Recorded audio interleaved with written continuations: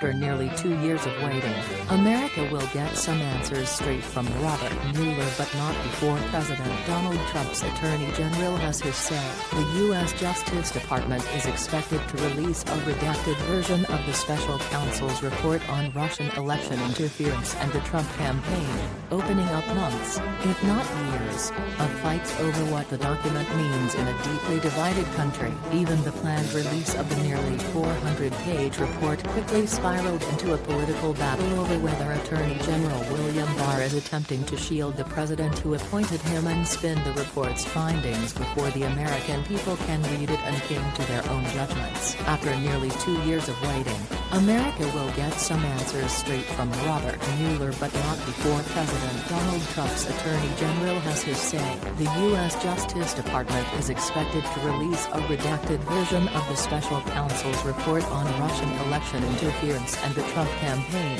opening up months, if not years, of fights over what the document means in a deeply divided country. Even the planned release of the nearly 400-page report quickly spiraled into a political battle over whether Attorney General William Barr is attempting to shield the president who appointed him and spin the report's findings before the American people can read it and came to their own judgments. Barr will hold a news conference to present his interpretation of the report's findings, before providing redacted copies to Congress and the public. The news conference, first announced by Trump during a radio interview, provoked immediate criticism from congressional Democrats. House Speaker Nancy Pelosi said Barr had thrown out his credibility and the DOJ's independence with his single-minded effort to protect Trump, and Senate Minority Leader Chuck Schumer said, "The process is poisoned before the report is even released. Barr shouldn't be spinning the report at all, but it's doubly outrageous he's doing it before America is given a chance to read it,"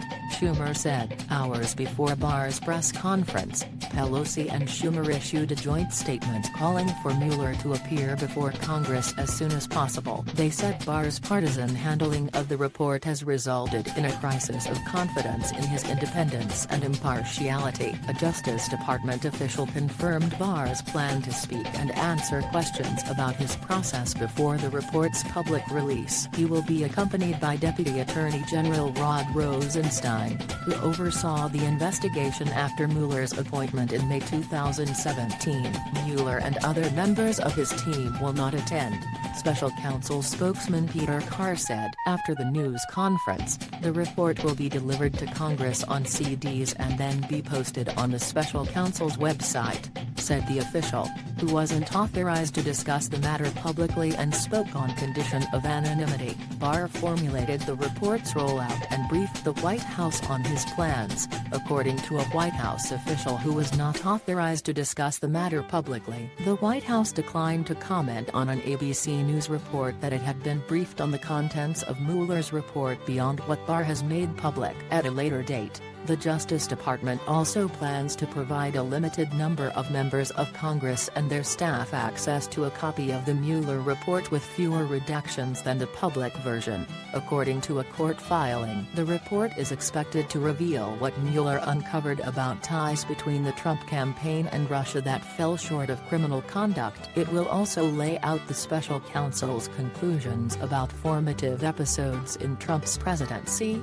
including his firing of FBI Director James Comey and his efforts to undermine the Russia investigation publicly and privately. The report is not expected to place the president in legal jeopardy, as Barr made his own decision that Trump shouldn't be prosecuted for obstruction, but it is likely to contain unflattering details about the president's efforts to control the Russia investigation that will cloud his ability to credibly claim total exoneration, and it may paint the Trump campaign as eager to exploit Russian aid and emails stolen from Democrats and Hillary Clinton's campaign even if no Americans crossed the line into criminal activity. The report's release will be a test of Barr's credibility as the public and Congress judge whether he is using his post to protect Trump.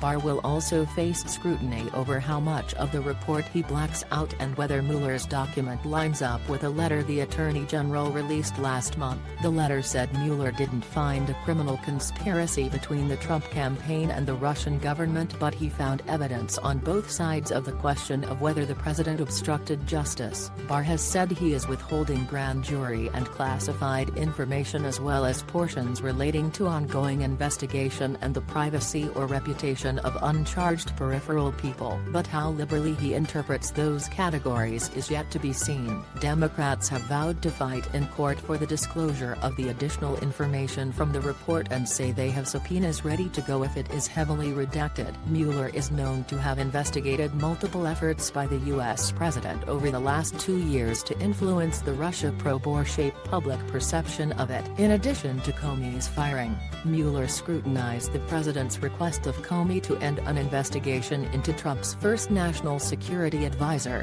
his relentless badgering of former Attorney General Jeff Sessions over his recusal from the Russia investigation, and his role in drafting an incomplete explanation about a meeting his oldest son took at Trump Tower with a Kremlin-connected lawyer. Overall, Mueller brought charges against 34 people, including 6 Trump aides and advisors, and revealed a sophisticated, wide-ranging Russian effort to influence the 2016 presidential election. 25 of those charged were Russians accused either in the hacking of Democratic email accounts or of a hidden but powerful social media effort to spread disinformation online. 5 former Trump aides or advisors pleaded guilty and agreed to cooperate in Mueller's investigation, among them Trump's campaign chairman, national security advisor and personal lawyer.